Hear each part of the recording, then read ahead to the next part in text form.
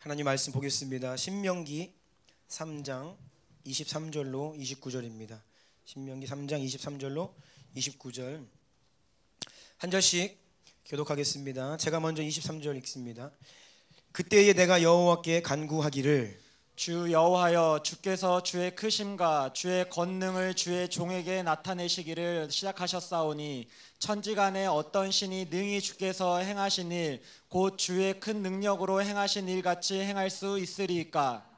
구하옵나니 나를 건너가게 하사 요단 저쪽에 있는 아름다운 땅 아름다운 산과 레바논을 보게 하옵소서 하되 여호와께서 너희 때문에 내게 진노하사 내 말을 듣지 아니하시고 내게 이르시기를 그만해도 족하니 이 일로 다시 내게 말하지 말라. 너는 비스가 산 꼭대기에 올라가서 눈을 들어 동서남북을 바라고 내 눈으로 그 땅을 바라보라. 너는 이 요단을 건너지 못할 것임이니라. 너는 여호수아에게 명령하고 그를 담대하게 하며 그를 강하게 하라. 그는 이 백성을 거느리고 건너가서 내가 볼 땅을 그들이 기업으로 얻게 하리라 하셨느니라. 함께 읽습니다. 그때에 우리가 벳부올 맞은편 골짜기에 거주하였느니라. 아멘. 아멘. 우리 성도님들 서로 또 함께 가정 안에서 우리 샬롬으로 인사합시다. 샬롬. 샬롬. 네. 하나님의 평안이 우리에게 약속되었고요. 그래서 예수 그리스도를 믿고 또 우리 마음에 모시고 살아가는 주의 백성들 가운데 평강이 이미 약속되었습니다. 평안은 우리의 것입니다. 우리에게 허락되고 약속된 이 평안을 누리시기를 축복합니다. 어떤 일을 만나도 네. 아이들아 어디 가세요? 같이 예배드려요. 네. 같이 예배드려요. 네, 한번 앉아보세요. 엄마 아빠 앞에 가서 앉으세요. 네. 그래요. 놀러 나가다가 걸린 것 같아요. 그래요. 예배 드릴 수 있어요. 하임이도 잘 드릴 수 있고 시안이도 예배 잘 드릴 수 있고요.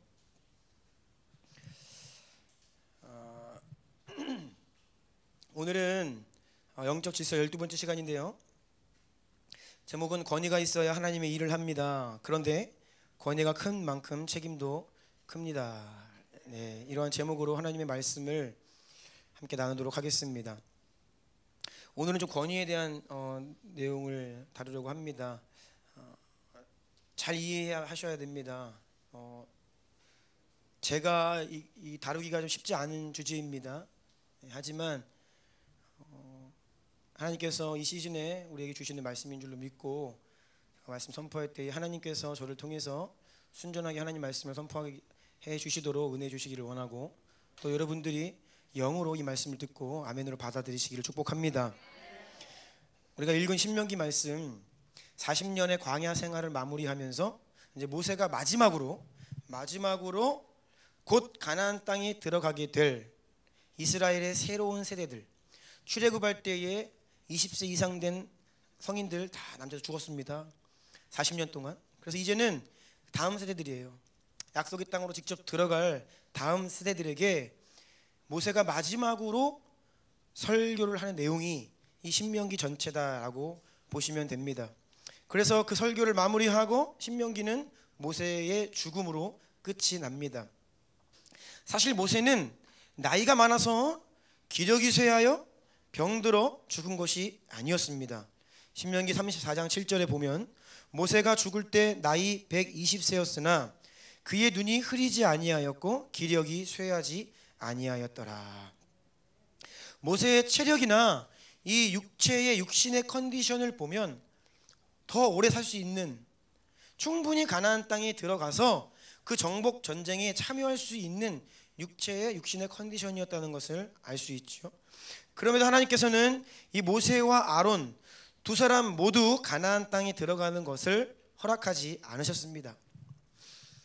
이스라엘 백성들이 애굽 땅에서 400년 노예 생활을 하다가 하나님의 은혜로 출애굽을 합니다.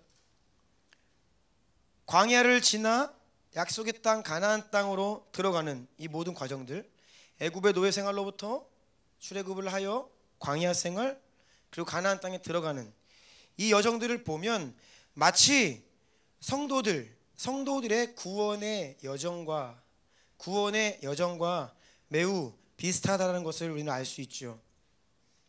애굽에서의 노예 생활은요, 우리가 예수님을 믿기 전에 삶을 이야기합니다. 바로의 압제 가운데 고통당하며 사는 노예, 사탄의 노예가 되어서 죄에게 종노릇하며 죄와 허물로 영적으로는 완전히 죽어있는 상태, 노예 상태. 그것이 바로 애굽에서의 노예 생활, 우리가 예수님을 믿기 이전의 삶을 상징하죠. 결국 애굽의 바로가 두 손 들며 항복을 합니다. 10가지 재앙, 마지막 10번째 재앙이 무엇이었습니까?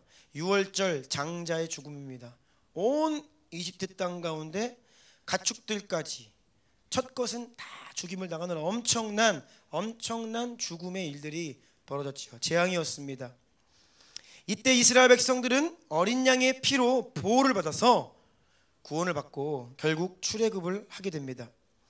이것은 하나님께서 그 권세로 사탄을 굴복시키시고 모세가 하나님의 권능으로 바로의 권세를 굴복시켰던 것처럼 하나님의 권세로 사탄을 굴복시키시고 유월절 어린 양 제물로 십자가 위에 오르신 예수님의 그 보혈, 그 대속을 상징하는 것이죠.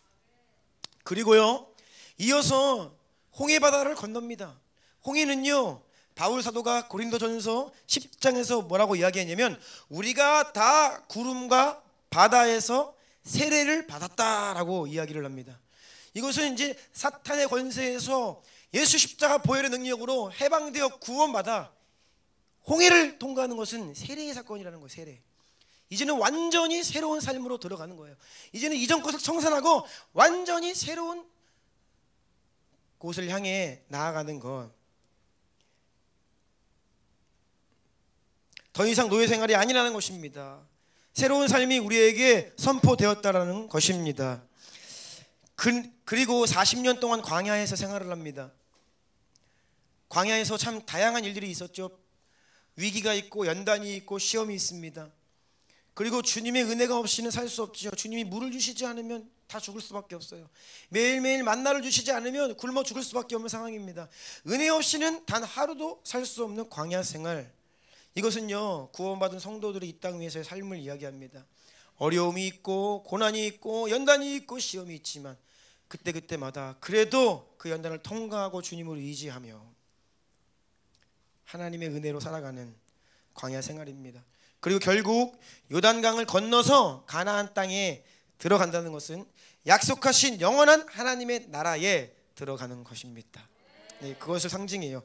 그래서 성도가 하나님의 부르심을 받고 죽게 되면 뭐라고 이야기해요? 요단강 건넜다. 이게 뭐예요? 요단강 건너서 이제는 영원한 하나님의 나라로 약속의 땅으로 들어간다라고 말하는 이유입니다. 그런데 여러분, 우리가 이렇게 구약에 나타난 많은 의미와 상징들이 있는데요. 근데 모세가 요단강을 못 건넜잖아요. 그렇죠? 가나안 땅에 못 들어갔어요. 그러니까 이러한 지금 제가 설명드린 이 상징들을 이유로 해서 이 모세가 천국에 못 갔다라고 생각을 하면 안 됩니다. 그러니까 이것은 이제 지나치게 하나님 말씀을 상징적으로 이게 너무 지나치게 해석을 하는 경우예요. 성경 전체의 가르침과 하나님께서 일관되게 뭐라고 말씀하시는지에 비추어서 성경을 상징적으로 해석을 해야 되는데, 하이마, 열매야, 자리에 앉으세요. 소나임, 목사님 보세요. 돌아다닐 때는요, 뒤로 돌아다니세요. 알겠죠? 앞으로 다니는 거 아니에요. 알겠습니까? 네, 축복해요. 사랑해요. 네. 오늘 아이들이 못 나가게 하니까 몸이 막 근질근질한 것 같아요. 네. 너무 힘들면 적당히 내보내세요. 네.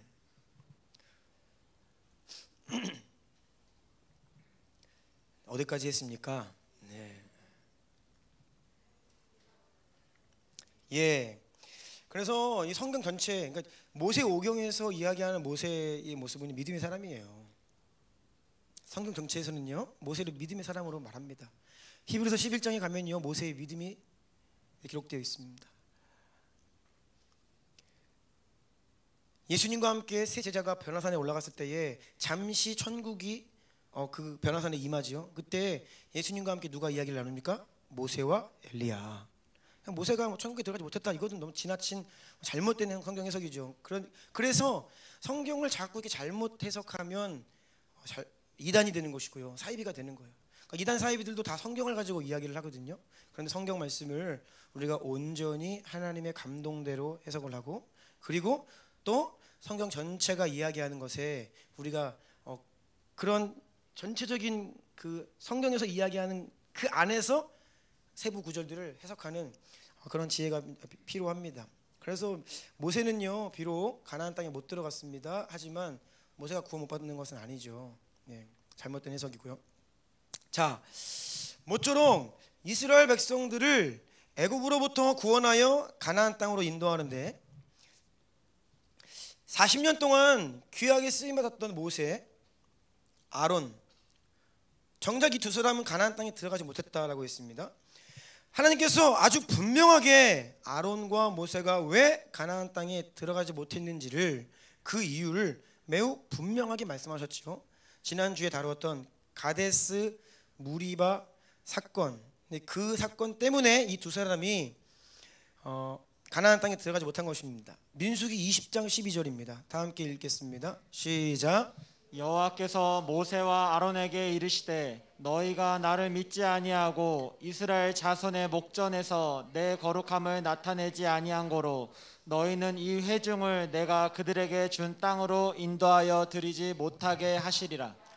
네, 이어서 23, 24절도 읽겠습니다. 시작.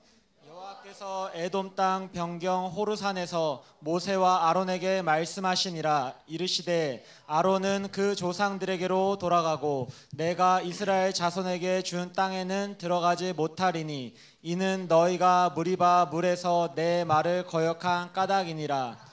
아멘. 그래서 오늘 본문에서 모세는 이렇게 이야기하는 겁니다. 구하옵나니 나를 건너가게 하사 요단 저쪽에 있는 아름다운 땅 아름다운 산과 레바논을 보게 하옵소서 하되 여호와께서 너희 때문에 내게 진노하사 내 말을 듣지 아니하시고 내게 이르시기를 그만해도 족하니 이 일로 다시 내게 말하지 말라.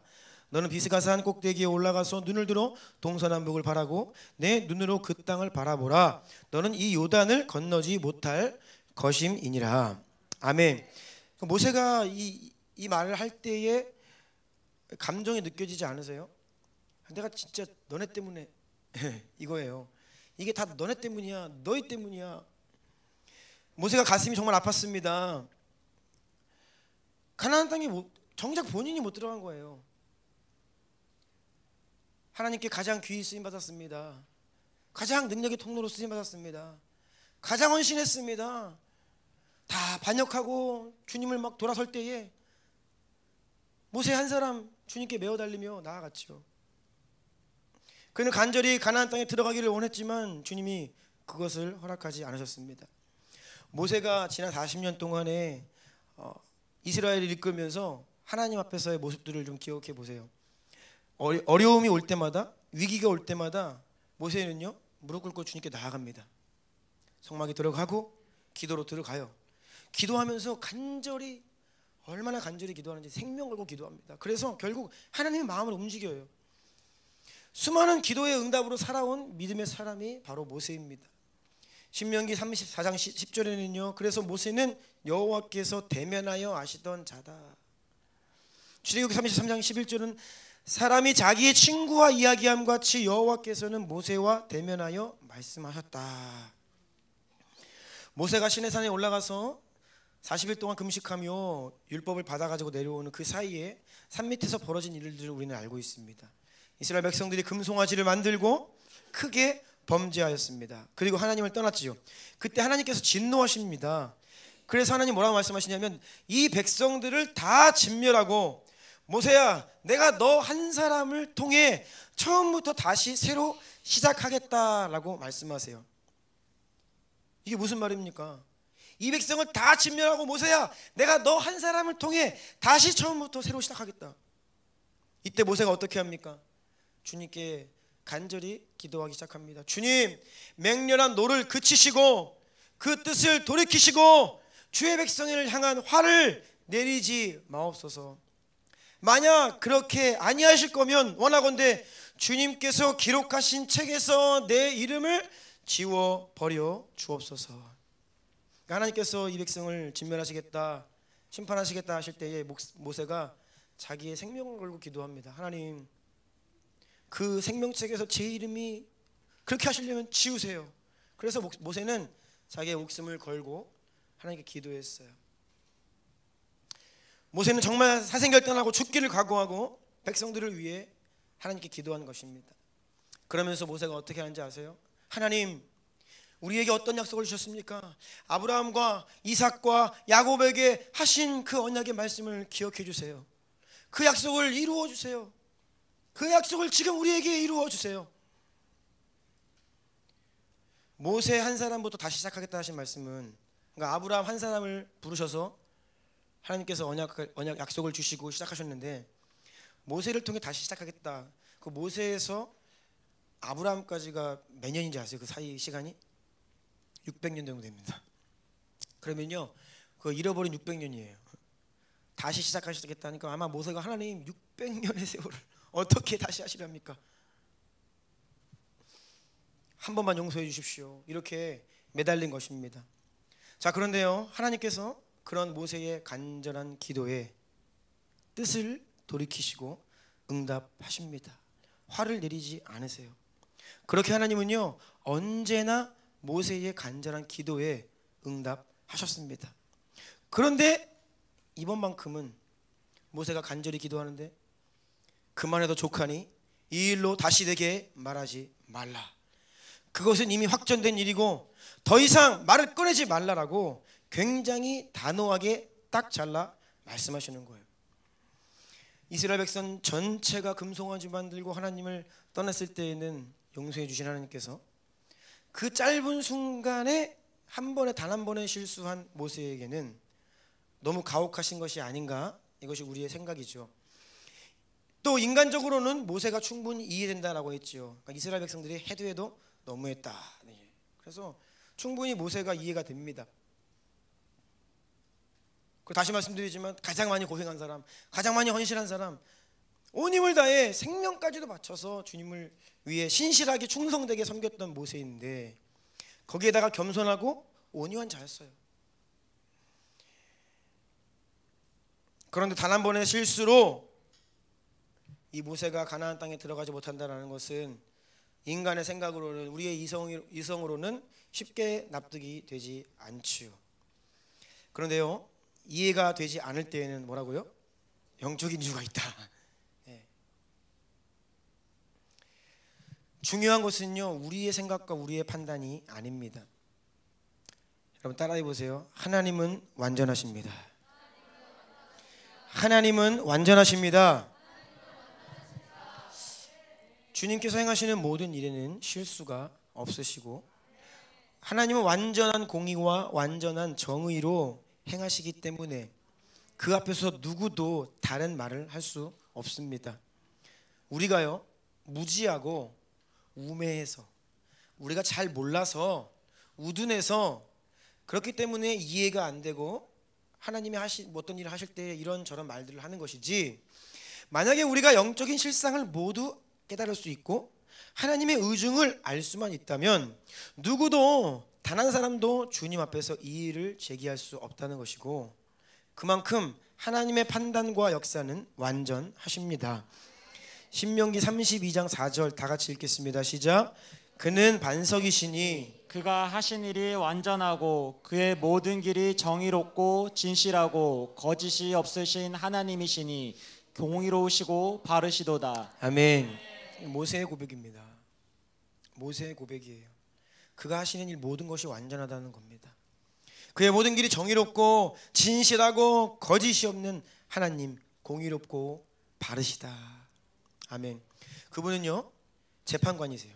판단 권한이 하나님께 있어요. 그런데요, 그분은요, 입법자이십니다. 법을 제정하시는 분이세요. 그리고 그분은 통치하시는 왕이세요. 모든 법과 기준과 판단이 오직 하나님께만 있습니다. 시편 93편 1절입니다. 여호와께서 다스리시니 스스로 권위를 입으셨도다. 여호와께서 능력의 옷을 입으시며 띠를 띠셨으므로 세계도 견고히 서서 흔들리지 아니하는도다. 아멘. 아멘. 하나님께서 권위를 통해 일하시는데 권위는 하나님이 일하시는 방법입니다. 그래서 하나님께서 어떻게 일하세요? 스스로 권위를 옷 입으신다는 거예요. 지금 읽은 말씀이 하나님 스스로가 권위로 옷을 입으시고 그 권위로 만물을 창조하시고 그 권위로 지금도 이 세상을 다스리고 계시다라는 시편 93편 1절의 말씀입니다. 히브리서 1장 3절입니다. 다 같이 읽을게요. 시작. 이는 하나님의 영광의 광채시요 그 본체의 형상이시라. 그의 능력의 말씀으로 만물을 붙드시며 죄를 정결하게 하는 일을 하시고 높은 곳에 계신 지극히 크신 이의 우편에 앉으셨느니라. 아멘. 하나님의 보좌 그 우편에 앉으셨다. 그러니까 하나님이 앉아 계신 자리를 말하잖아요. 그 자리는요 하나님의 권위를 말합니다. 하나님의 보좌 그 우편에 앉으셨다. 그 권위를 이야기하는 것인데, 그래서요 하나님의 권위에 도전하거나 반역하는 것은 곧 하나님을 대적하는 것이죠.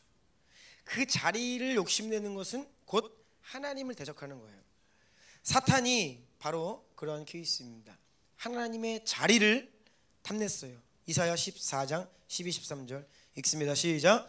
너 아침의 아들 계명성이여 어찌 그리 하늘에서 떨어졌으며 너 열국을 엎은 자여 어찌 그리 땅에 찍혔는고. 내가 내 마음에 이르기를 내가 하늘에 올라 하나님의 무별 위에 내 자리를 높이리라. 내가 북극 지폐 산 위에 앉으리라. 아멘. 아멘. 하나님의 자리, 하나님의 권위를 말한다 했죠. 그런데 그 자리를 탐낸 거예요. 자기 자리를 하나님의 자리까지 올려 두려워한 것입니다. 이것이 하나님을 향한 반역이었어요. 사탄과 그 타락한 천사들. 하나님의 권위가 곧 하나님이십니다. 또한 하나님은 스스로 일하시지만 동시에 사람을 통해 일하신다라고 했습니다. 하나님께서 사람을 통해 일하신다. 이게 무슨 말일까요? 하나님이 사람을 통해 일하신다. 사람을 사용하신다. 그러면 이 사람을 통해 일하시기 위해, 이 사람을 사용하시기 위해 먼저 권위를 주십니다.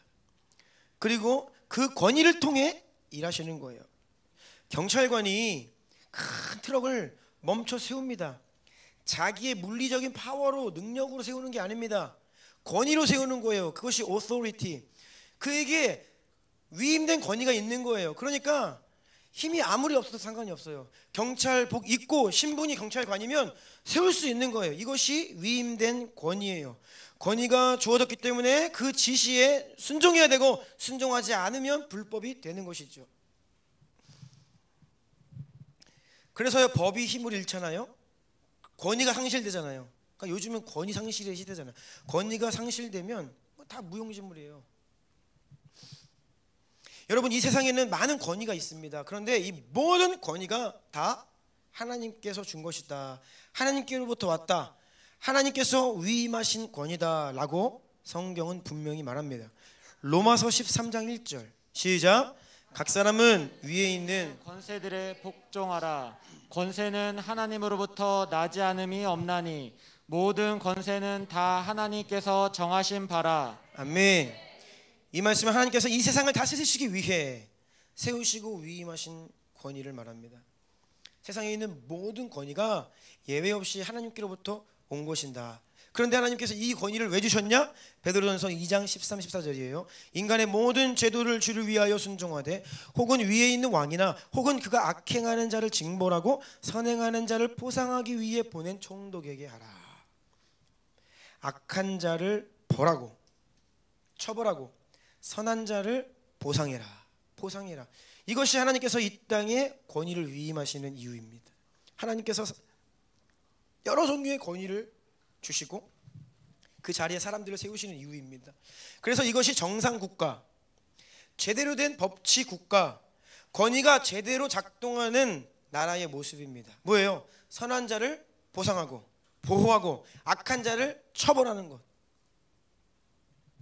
반대로 무법한 나라들, 법이 무너지고 권위가 무너진 나라들 보세요. 그 반대가 되죠. 악한 것들이 득세하죠. 오히려 선한 사람들, 선량한 사람들이 죽임을 당합니다. 아프간을 보세요. 네. 나쁜 놈들이 정권을 잡고 권세를 잡죠. 그러면요, 착한 힘없는 여자, 어린 아이들이 피해를 보는 거예요. 그런데요, 마지막 때로 갈수록 성경은 분명히 이야기합니다. 이 세상에 하나님께서 위임하신 권위들이, 세상 권력들이 어떻게 됩니까? 점점 더 선을 악이라 이야기하고 악을 선이라고 부르게 된다는 것이에요. 그래서 제가 마지막 시대를 불법의 합법화, 합법의 불법화, 이게 마지막 시대의 특징이라고 했죠. 동성결혼, 낙태, 하나님이 악하다, 죄다, 금하신 것들을 합법화시키는 거예요. 숨어 사는 것도 아니고. 그리고 이제는요, 생명윤리 이런 것들이 무너져 가죠. 그러면 아주 이제 무서운 일들이 벌어지게 됩니다. 반면에 어떤 방향성을 가지고 간다고요? 하나님을 마땅히 예배하는 일이 불법이 되고, 예수님을 믿는 일이 불법이 되고, 예수님을 믿고 예배하려고 하면 핍박이 있고 고난이 있는, 그러니까 이게 뭐가 잘못된 세상을 이야기하는 것이죠. 하나님께서 허락하신 권위를 남용하고 오용하는 것을 넘어서서 악용을 하는 겁니다. 그렇게 하나님을 대적하며 멸망의 길을 가는 겁니다. 그때가 되면요, 선한 사람은 죽임을 당하고 악한 자는 높임을 받게 됩니다. 그것이 마지막 때의 환난과 핍박입니다. 그런데 여러분, 사실 나라, 정부, 정치 이것뿐이 아니라 우리가 세상을 살아가면서 만나는 모든 권위가 다 하나님께서 세우신 위임 권위입니다. 네. 하나님 세우신 위임 권위는요, 세상에만 있지 않고요, 어디에도 있느냐? 가정 안에도 있죠. 볼까요? 에베소서 5장 22에서 24절입니다. 시작. 아내들이여 자기 남편에게 복종하기를 주께 하듯 하라. 이는 남편이 아내의 머리됨이 그리스도께서 교회의 머리됨과 같음이니 그가 바로 몸의 구주시니라. 그러므로 교회가 그리스도에게 하듯 아내들도 범사에 자기 남편에게 복종할지니라. 아멘. 하나님께서 가정에 세우신 위임 권위입니다. 하나님은 남편을 그리스도의 위임 권위로 세우셨고 아내를 교회와 성도의 표본으로 세우셨습니다. 그래서 아내가 남편에게 순종하기 어려운 이유는 다른 데 있지 않습니다. 남편의 권위가 하나님께서 위임하신 권위라는 사실을 알지 못하거나 그것을 인정하지 못할 때 남편에게 순종하기 힘든 겁니다. 제가 남편의 입장에서 이 말씀 드리기가 좀 껄끄러운데요. 예. 그런데 이것이 성경에서 말하는 진리예요. 예. 실제적으로 남편이 얼마나 연약하냐, 그건 다른 문제예요. 남편의 연약함의 문제, 그것이 문제의 본질이 아니라 남편이 가지고 있는 권위가 하나님께서 주신 권위인 것을 인정하냐 인정하지 않냐, 이것이 문제의 본질이라는 것이죠. 에베소 6장 1절 3절입니다. 시작. 자녀들아 주 안에서 너희 부모에게 순종하라. 이것이 옳으니라. 내 아버지와 어머니를 공경하라. 이것은 약속이 있는 첫 계명이니 이로써 내가 잘되고 땅에서 장수하리라. 아멘. 가정 안에서 부모님의 권위도 마찬가지입니다. 하나님께서 부모를 권위자로 세우신 거예요. 그래서 자녀들에게 순종하라 말씀하시는 겁니다. 이것은 십계명의 내용이기도 하지요. 자녀들이 부모에게 순종하려면 먼저 하나님의 권위를 알아야 합니다. 자녀가 주님을 인격적으로 만나잖아요. 그러면 가장 먼저 부모에 대한 태도가 바뀝니다. 하나님의 권위를 알고 하나님의 권위에 순종하는 사람이 하나님이 위임하신 권위에 순종할 수 있어요. 반대로 우리가 하나님께서 우리에게 다양한 권위를 주십니다. 우리의 상위의 권위를 주세요. 위임 권위입니다. 그런데 내가 순종하지 못하는 이유는요, 근본적으로 들어가면 하나님께 순종하지 못하기 때문이에요. 자녀에게 우리가 엄마 아빠가 완전하니까 순종이라고 하지 않아요. 하나님께서 그것이 가정 안에 세우신 질서이고 권위이기 때문에 순종하라고 하죠. 그런데 이 세상은요, 자꾸 이 권위 문제를 옳고 그름의 문제로 가져갑니다. 이성적으로 존중받을 만하면 권위를 존중하겠다. 흠이 없으면 내가 순종하겠다. 자꾸 이러한 잣대를, 옳고 그름의 잣대를 가지고 권위를 평가하고 흔들죠. 그런데 이것은 근본적으로 하나님 말씀하신 권위의 원리가 아닙니다. 그래서 지금 보세요. 그러한 잣대로 그렇게 막 권위를 흔들고 끌어내는 사람들, 동일한 잣대가 지금 자신들에게 돌아옵니다. 똑같은 결과를 맞이하게 될 겁니다. 네, 똑같은 결과를. 근데 이상하죠? 자신들이 동일한 잣대로 다른 사람들을 끌어낼 때는 적폐다, 무슨 뭐 탈권해야 된다, 나빴다 이렇게 얘기했으면서 본인들에게 비판이 돌아오면 뭐예요? 음모다, 뭐 조작이다 이래요. 여러분, 본래 권위는요, 옳고 그름의 문제로 순종할까 순종하지 않을까가 아니에요. 하나님이 주신 것이기 때문에 순종하는 것입니다. 네. 그런데요, 하나님께서 위임하신 이 권위가 가장 명백하게 드러나는 것이 바로 그리스도의 몸된 교회입니다. 여기에는 굉장히 신비가 있습니다. 왜냐?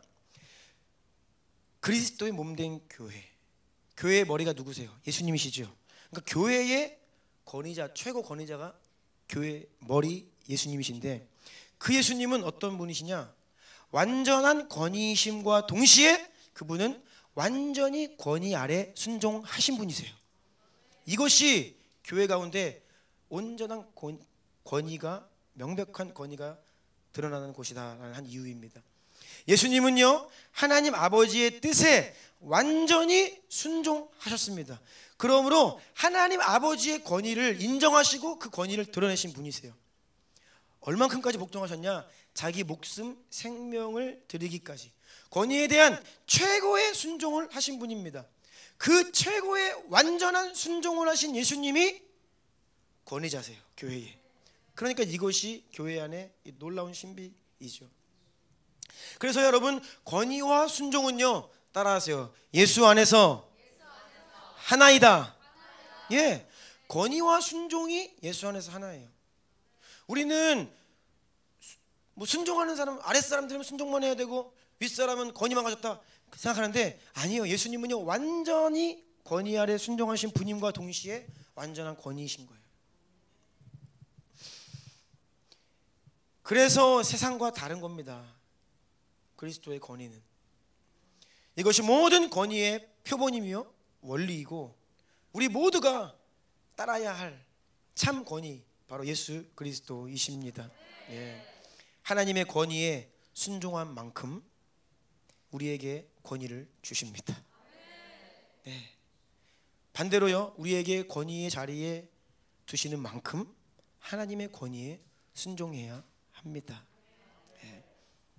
세상의 모든 위임 권위가, 정부의 정치인들이, 또 각 기관의 수장들이, 또 가정 안에서 아버지, 권위를 가진 아버지들이 그리스도와 같이 하나님께 온전히 순종하는 권위라면 정말 하나님의 뜻이 우리 안에 이루어지는 거예요. 그런데 이 부분에서 우리가 좀 잘 안 되는 거예요.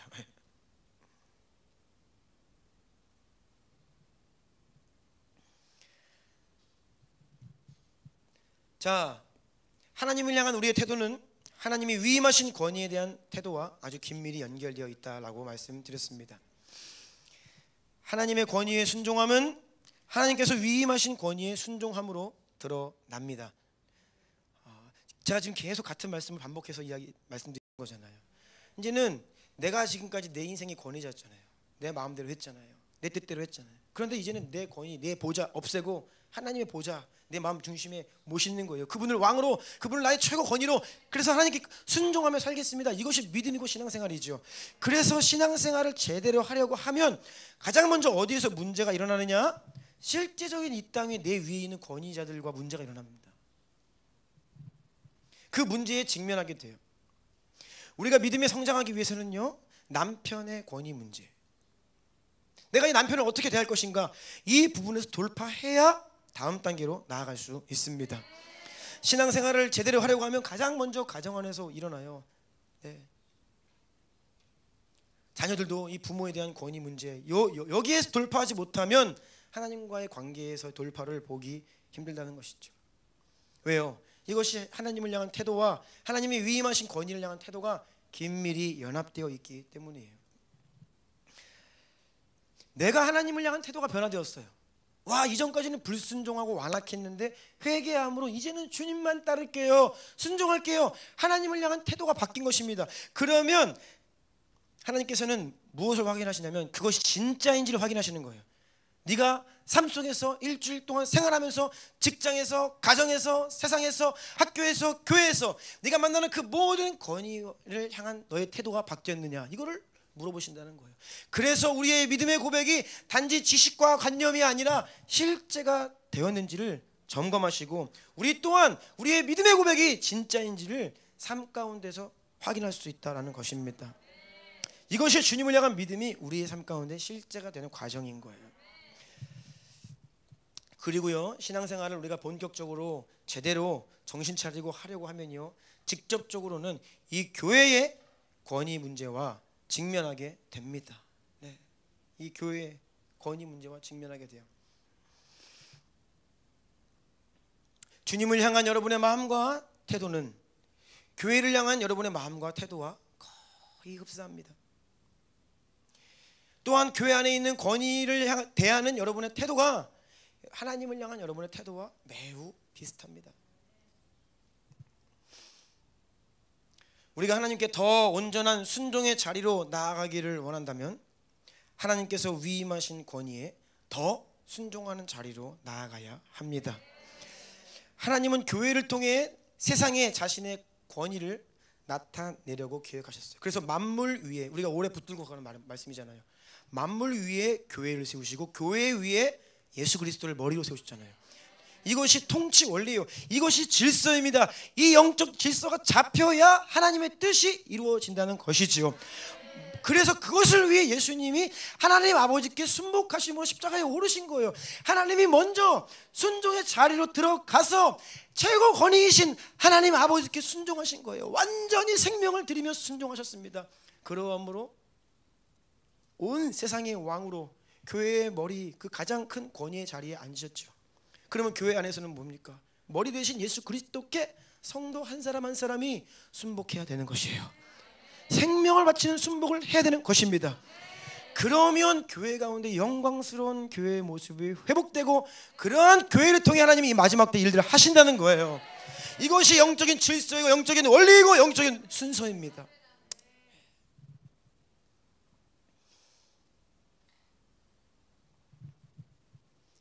그래서 여러분, 단순합니다. 우리가 모든 위임 권위에게 순종하려면 먼저 하나님께 순종해야 합니다. 네. 권위는요, 순종에 의해 드러나고 세워지죠. 예수 그리스도께서 순종하시고 십자가 위에 달려 돌아가시고 죽으시고 부활하시기 때문에 하나님의 권위가 온 세상에 알려진 것입니다. 드러난 것입니다. 그 하나님의 권위가 세워진 것입니다. 순종을 통해 권위는 세워지는 거예요. 그럼 불순종은 뭐예요? 권위를 무너뜨리죠. 이 순종은요, 여러분, 우리가 우리의 힘으로 할 수 있는 게 아닙니다. 이건 영으로 할 수 있어요. 아우, 나 순종할 수 있어요. 아니요, 우리의 힘으로 순종 못합니다. 우리는요, 결정적인 순간에 가면요, 아까 이야기한 것처럼 세상에서 통용되는 가치, 인본주의, 옳고 그름에 이것이 기준이 막 작동을 하면서 결국은 권위를 흔들게 돼 있어요. 결국은 아니라는 겁니다. 이래서 아니라는 거예요. 저래서 아니라는 거예요. 순종은요, 오직 성령 안에서만 가능합니다. 자아를 따라 살면, 이성을 따라 살면요, 인본주의는 절대 순종 불가능합니다.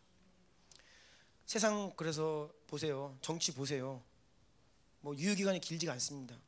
아무리 열광해도요, 우리나라 5년 임기 끝자락 가면요, 영광스럽게 내려오시는 분 거의 안 계십니다. 결국은 끝에 가서 다 아니라는 거예요. 이것 저것 때문에 다 아니라는 거예요. 그게 문제입니다. 그게 문제예요. 잘했던 못했던요, 하나님이 그냥 한 나라에 대통령 자리 세우시면요, 그냥 그걸로 인정해야 되는 거예요. 공과가 있죠. 성경은요, 아주 지속적으로 일관되게 권위에 대한 순종은 하나님의 속한 일이고, 여러분, 순종은 하나님의 속한 일이에요. 그래서 여러분, 어떤 이유 다른 말씀을 하지 마세요. 직장에서 순종하십시오. 학교에서 순종하십시오. 세상에서 순종하십시오. 가정에서 순종하십시오. 교회에서 순종하십시오. 순종은 하나님께 속한 일입니다. 반대로요, 불순종은요, 이 불순종이요 굉장히 영적으로 악한 일입니다. 점치는 죄와 같고 완고한 것은 사신 우상에게 절하는 죄와 같다, 분명히 말씀하시는 거예요. 다윗을 보세요. 사울이 아무리 타락을 하고, 뭐 타락한 정도가 아니죠, 미쳐 날뜁니다. 막 자기 앞에서 창을 던지고 귀신에 들리고 헛소리하고 오락가락하고 더 이상 뭐 왕으로서 제 기능을 할 수 없는 지경이 됐어요. 처참한 지경입니다. 정신이 완전 나갔어요. 미쳐버렸습니다. 그런데 다윗은요, 끝까지 하나님께서 기름 부으신 사울을 대적하거나 대항하지 않습니다. 그냥 그 자리를 피하지요. 결코 대항하지 않아요. 사무엘상 24장 6절입니다. 자기 사람들에게 이르되 내가 손을 들어 여호와의 기름 부음을 받은 내 주를 치는 것은 여호와께서 금하시는 것이니 그는 여호와의 기름 부음을 받은 자가 됨이니라 하고. 아멘. 하나님께서, 여호와께서 기름 부으셨다는 게 뭐예요? 왕으로 세우셨다. 하나님이 권위를 위임하셨다. 다윗은요, 영적인 세계를 너무나 잘 아는 사람이었어요. 그는 권위가 무언지를 아는 사람입니다. 하나님께서 기름 부으신 자를 대적하는 것이 하나님을 대적한다는 영적인 원리를 너무나 잘 알던 자입니다. 자, 사무엘은요, 하나님께 권위를 위임받아서 이스라엘을 다스리던 마지막 사사였죠. 영적 리더십이었습니다. 그런데 백성들이 더 이상 사무엘의 리더십에 만족을 못했습니다.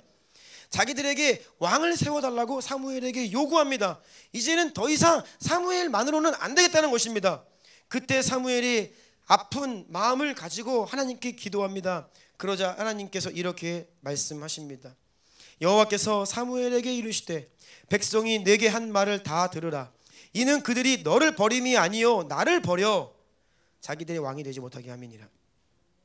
위임 권위를 향한 태도는 곧 하나님을 향한 것입니다. 네.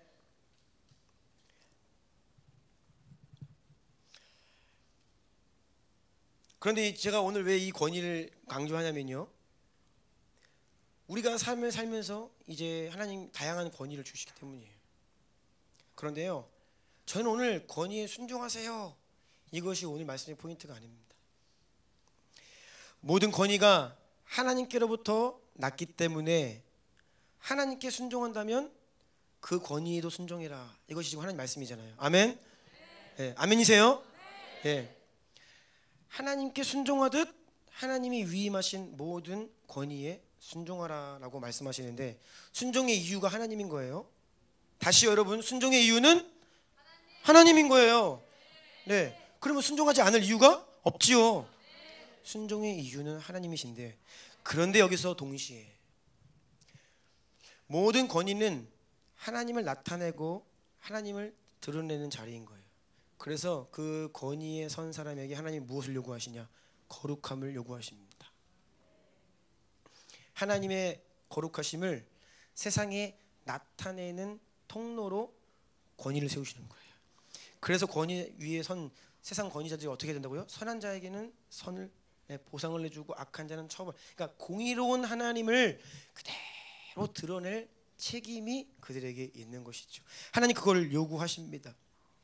자, 권위에게 불순종했습니다. 하나님을 향한 불순종으로 하나님이 이해하신다고 했잖아요. 사무엘을 향한 불순종은 하나님을 향한 불순종이고, 하나님 기름 부으신 사울 왕을 대적하는 것은 하나님을 대적하는 것이라 하나님이 이것을 동일시하시잖아요. 자, 그러면요, 그렇기 때문에 권위자가 하나님의 거룩하심을 나타내지 않을 때 이 심판이 매우 준엄합니다.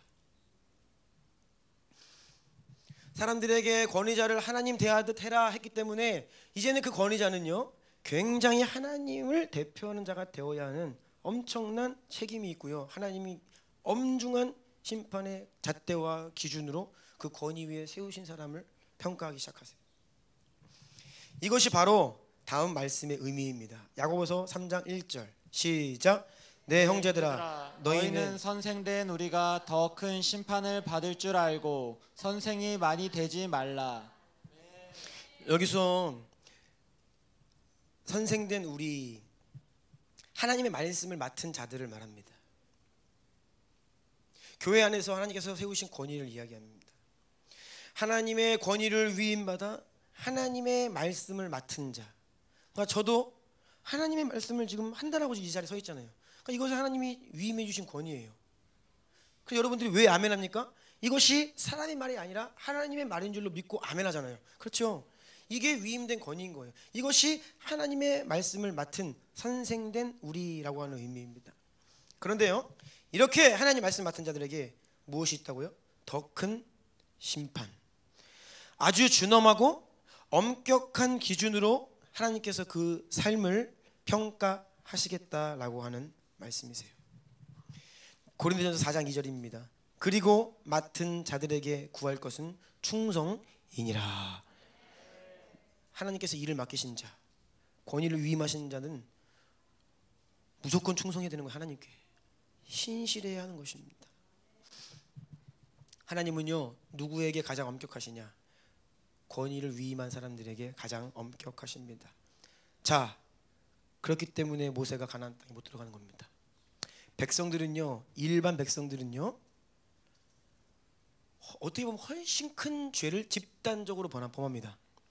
근데 모세의 종보기도에 의해 하나님이 용서해 주십니다. 그런데요, 하나님이 높은 자리에 올리셔서 큰 권위를 위임하셔서 사용하신 모세는요, 하나님이 엄청나게 엄격한 잣대로 그 인생을 기준을 주시는 거예요. 위임받은 권위가 많으면 많을수록 하나님은 더욱더 엄하게 대하십니다. 따라서 우리는 한편으로는 내 위에 있는 권위에게 순종하고 복종하는 법을 배워야 함과 동시에 한편으로는 하나님을 어떻게 내가 그 자리에서 드러낼 수 있을까? 이러한 두려워하는 마음과 경외하는 마음을 가져야 되는 거예요. 이건 누구도 예외가 아닙니다. 우리 모두에게 주어진 일이에요. 부모님에게도 하나님의 권위가 부어졌지요. 여러분이 부모라는 이유로 자녀에게 순종을 말씀합니다. 그렇다면 여러분에게는 하나님께서 물으시는 거예요. 물으시는 겁니다. 내가 너에게 그 위임한 권위를 가지고 자녀들에게 나를 나타내었느냐?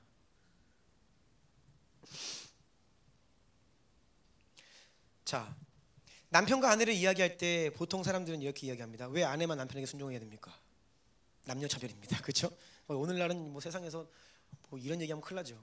여자가 남편에게 아내가 순종해야 됩니다. 네. 부당하다고 이야기합니다.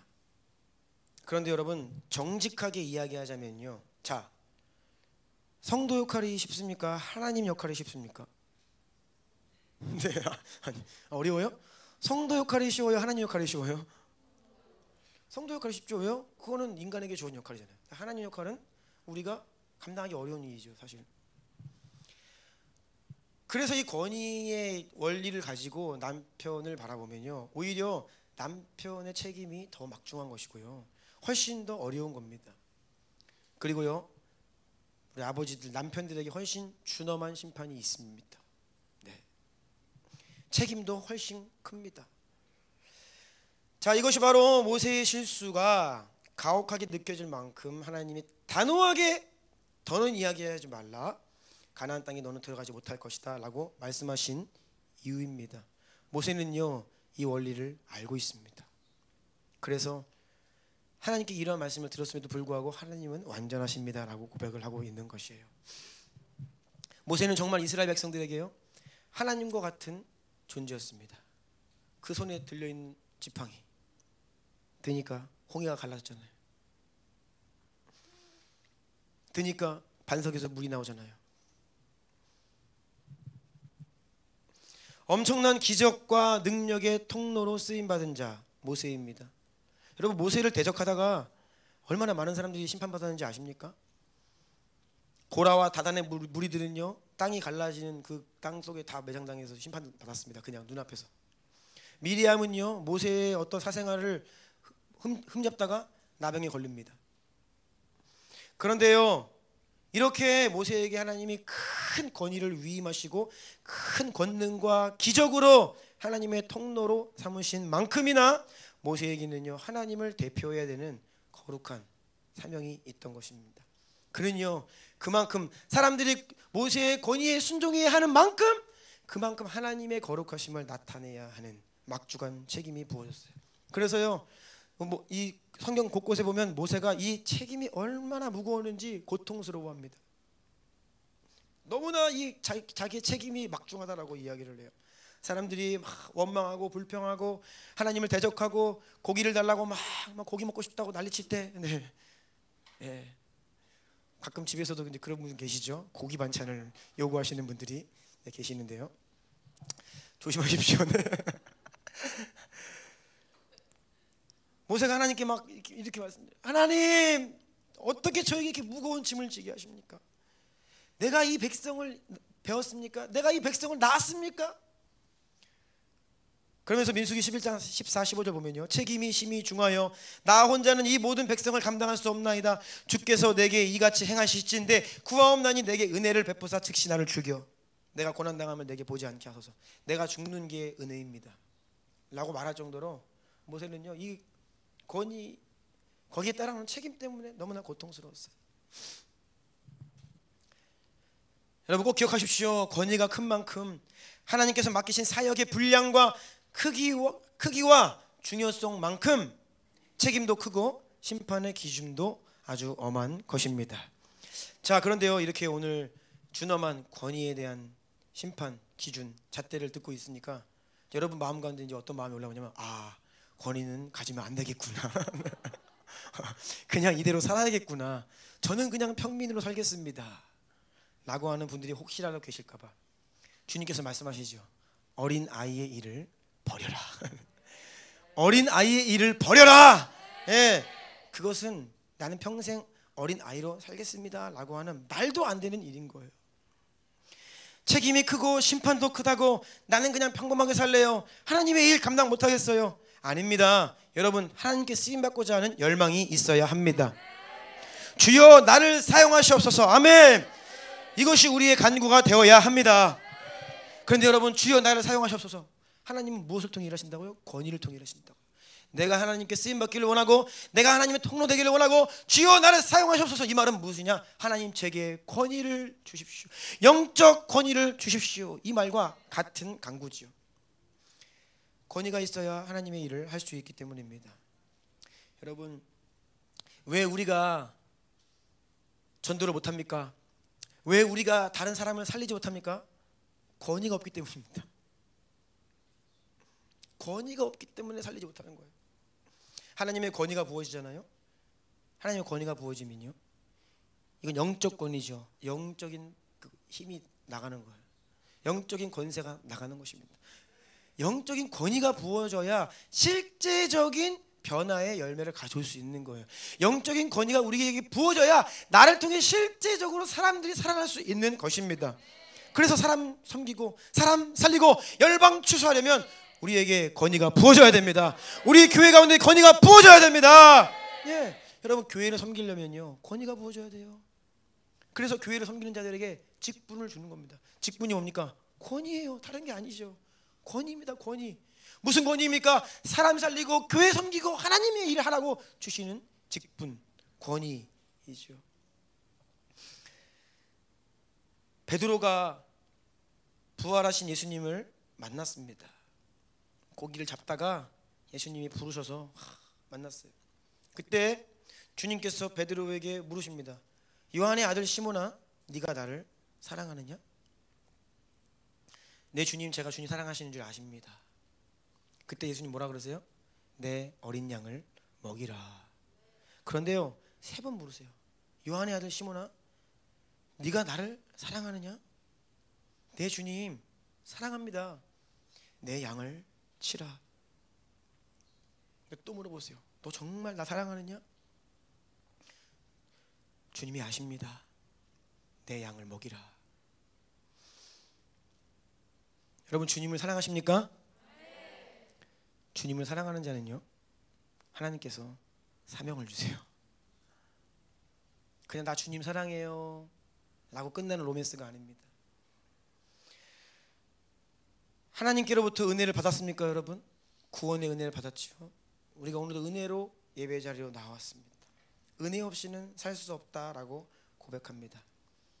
여러분 기억하십시오. 은혜 또한 사명과 함께 옵니다. 책임과 함께 오는 거예요. 은혜는 그냥 오는 것이 아닙니다. 하나님께서 은혜를 그냥 우리의 만족시켜 주시려고 은혜 주시는 게 아니에요. 목적을 가지고, 계획을 가지고, 뜻을 가지고, 사명을 가지고 우리를 부르시고 은혜 주시고 고치시고 살리시고 역사하시는 주님이십니다. 아멘. 사명이 뭐예요? 하나님의 일입니다. 주님의 일입니다. 그리고 그 사명을 감당할 수 있도록 권위를 주십니다. 그리고 주님이 이렇게 말씀하십니다. 누가복음 12장 48절 다 함께 읽습니다. 누가복음 12장 48절 시작.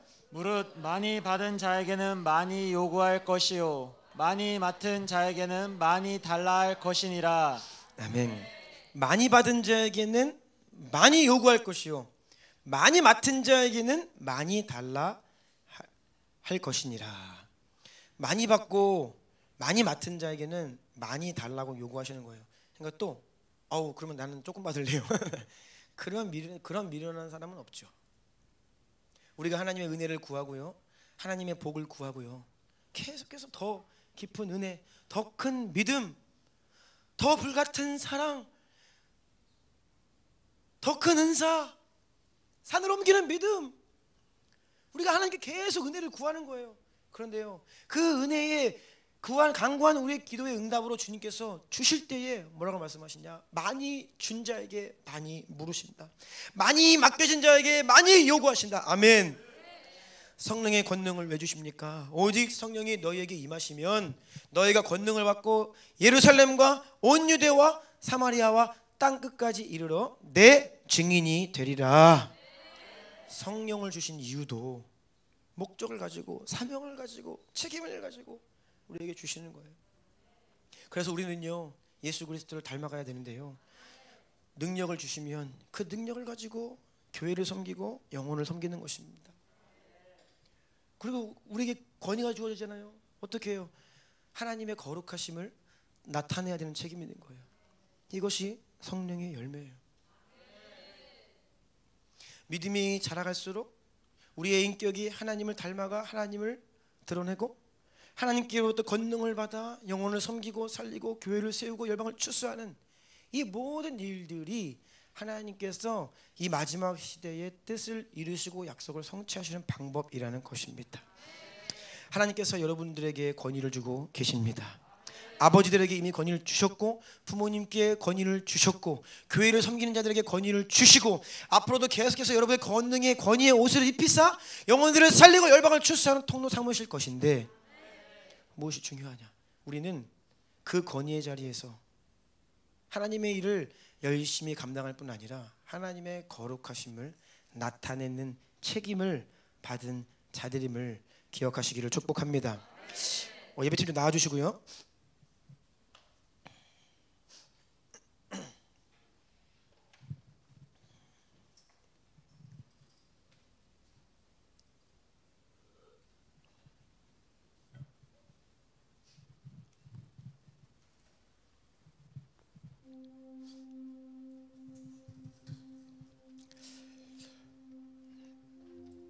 우리가 계속 훈련하면서 하나님께 은혜를 구하는 것은요 훈련을 왜 하죠? 자라가기 위해서 하는 겁니다. 우리가 무장되기를 원해요.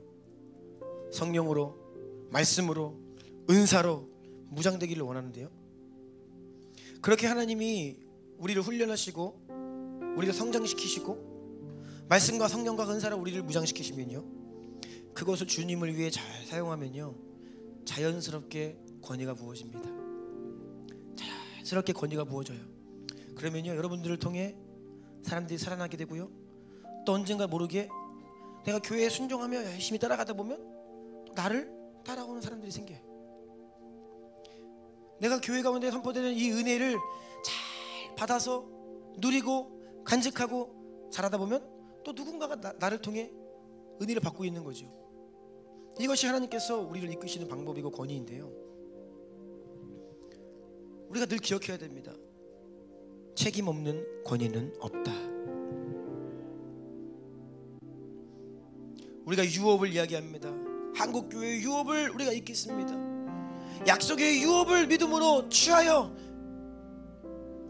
나아가는 우리가, 그 유업 안에는요 축복만 있는 게 아닙니다. 복만 있는 것이 아니에요.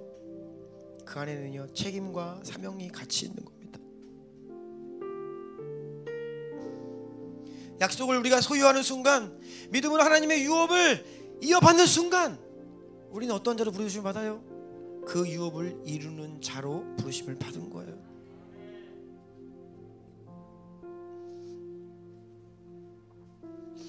오늘날의 젊은 세대들이 결혼을 하지 않습니다.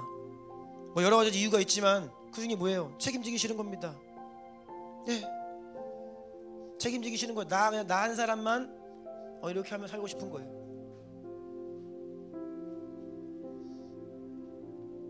혼자 살면 편한데 뭐 굳이 그 결혼해가지고 애까지 낳으면서 자녀들까지 다 책임지기 싫다는 것이죠. 스스로가 권위를 오해하고 있고, 스스로가 권위를, 자기 위에 있는 권위를 부정하고 스스로의 권위도 갖지 않겠다고 해요. 그러면서 목소리들은 많이 내려갑니다. 그러니까 이거는 영적으로 너무나 혼탁한 시대가 되어버린 겁니다.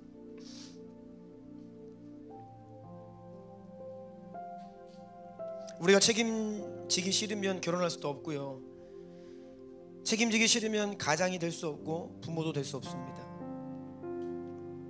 그래서 성경을 보면요, 감독과 집사, 교회에서 직분을 세울 때요 굉장히 엄격한 기준들이 나열되어 있습니다. 그게 다 하나님께서 권위를 주실 때 요구하시는 책임인 거예요. 너희에게 권위를 주겠다, 많은 사람들이 너희의 권위에 엎드리게 하겠다, 하지만 너희는 엄격하게, 보다 엄격하게 나의 나됨을, 거룩함을 나타내어야 한다, 이렇게 말씀하고 계시는 거예요. 여러분, 우리가 하나님께 쓰임받기를 원하는데요, 우리는요 내가 꿈꾸고 내가 정말 추구하고 내가 간절히 원하는 사역의 분량이 있을 거예요. 여러분, 얼마만큼의 사역의 분량을 원하십니까? 얼마만큼 하나님의 통로가 되기를 원하세요? 그런데요, 이 사역의 분량과 권위는 같이 가요. 부어진 권위만큼 사역할 수 있고요, 우리에게 부어진 권위만큼 영혼을 살릴 수 있습니다. 그리고 내가 정말 이만한 영혼을 살리고 싶다면 거기에 합당한 권위가 부어져야 되는 거예요. 우리는 계속해서 자라가기를 원하고요, 훈련받기를 원하고요, 우리의 믿음이 커가기를 원하고요, 더 큰 권세를 받기 원하고요, 더 큰 능력의 사람이 되기를 원하고요, 더 영광스러운 교회가 되기를 원하는데, 그것은요 하나님께 더 큰 권위를 요구하는 것이고, 우리에게 하나님이 굉장히 큰 책임을 주고 계시는 거예요. 그 앞에 우리는 하나님을 경외하는 마음과 두렵고 떨림으로 서야 한다는 것이에요. 우리 주나님교회가 지난 8년 동안 거쳐오면서 이런 고백을 많이 했습니다. 우리는 은혜가 많아요. 정말 은혜가 많아요. 하나님 많은 은혜를 주셨습니다. 이것은요 그냥 은혜가 많아서 땡큐 감사합니다 라고 끝낼 일이 아니에요. 왜 은혜 주십니까? 왜 은혜 주십니까? 주나님교회 성도들에게는요 더 준엄한 심판의 기준이 있어요. 여러분, 이걸 아셔야 됩니다. 우리 교회에게는요 하나님이 더 요구하십니다. 내가 너희에게 더 부어줬지 않냐? 너희는 더 많은 열매를 맺어야 한다.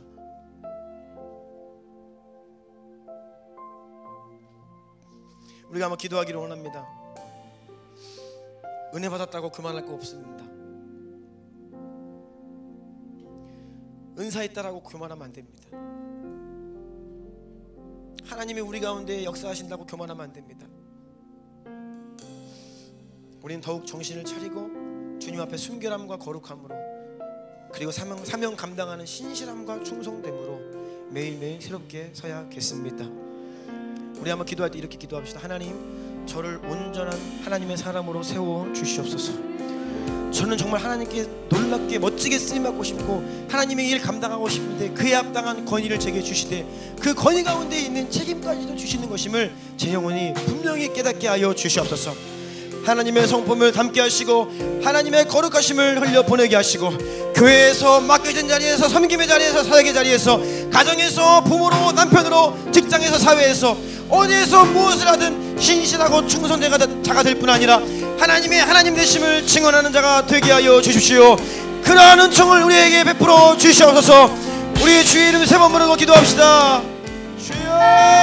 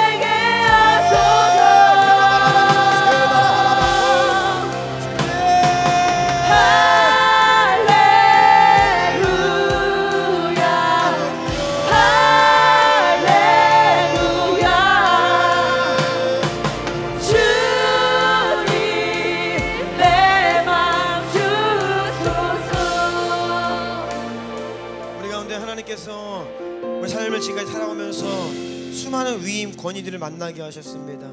지나쳐 왔고 또 지금도 우리에게 많은 권위를 허락하셨는데요, 우리가 그 권위를 향한 우리의 태도를 한번 돌아보기를 원합니다. 하나님을 향한 태도입니다. 우리가 이성으로 판단하고 순종하는 거 아닙니다. 하나님께서 주신 권위이기 때문에 순종하는 겁니다.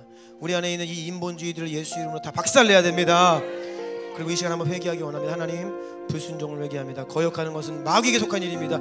주님께 속한 일이 아닙니다. 오직 주님께는 순종만이 있을 뿐입니다. 저의 안에 모든 이 거역과 불순종은 예수 이름으로 다 씻어버리시고 나에게 절대 순종의 영을 부어 주시옵소서. 저 하나님 주시는 마음 가지고 우리가 실제적인 삶 가운데 우리의 태도, 우리의 마음 깊은 곳에 권위를 향한 태도, 우리의 마음, 또 우리 불순종들을 회개하고 돌이키고 하나님께 순종의 영을 구하며 또 순종을 결단하며 우리 주의 이름으로 나아갑시다. 주여!